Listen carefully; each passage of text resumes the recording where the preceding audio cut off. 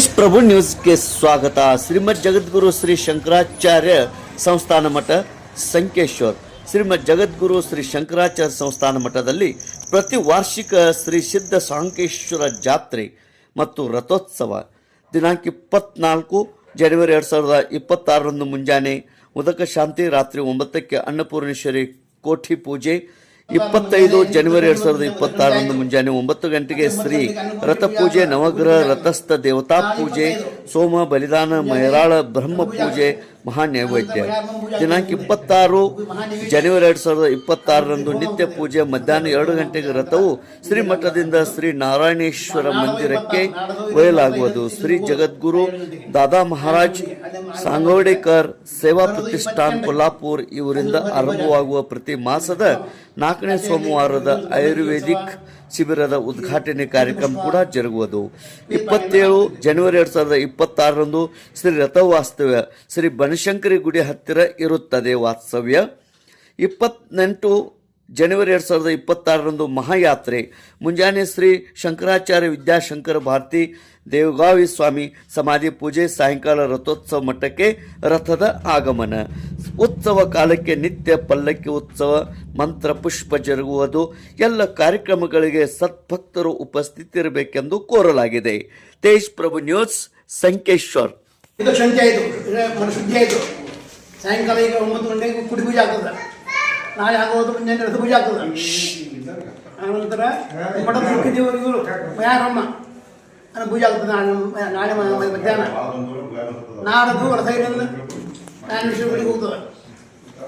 ನಾಡದ ಮುಖ್ಯವ್ರದ್ದು 27ಕ್ಕೆ ಶ್ರೀ ಬರೋದು 28ಕ್ಕೆ ಶ್ರೀ ಬರೋದು.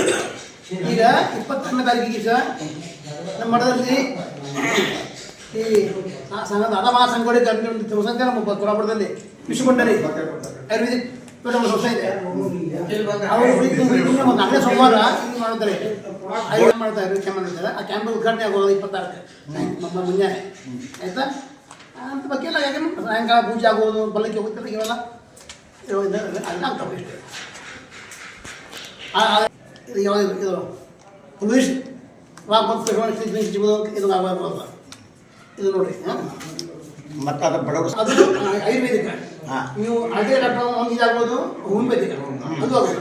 ಎರಡು ಮಾಡಿದ್ದೀವಿ ಅಂದರೆ ಇದೆಲ್ಲ ಮಠದ ಮಠದ ಮೊದಲನೇ ಸ್ವಾಮಿಗಳು ಅವ್ರನ್ನ ನಾ 24ನೇ ಆ ಸ್ವಾಮಿಗಳದು ಆರಾಧನೆ ಇರ್ತದೆ ದಶಮಿ ದಿವಸ.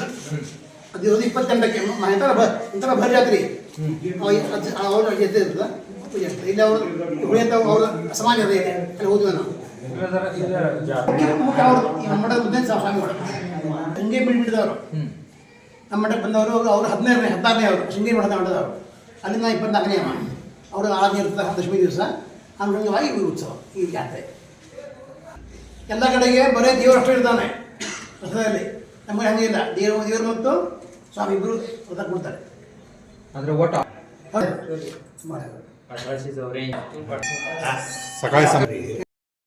ಮುಂಜಾನೆ ಉದಕ್ಷಂತಿ ಉದಕ್ಷಂತಿ ಆಯಿತು.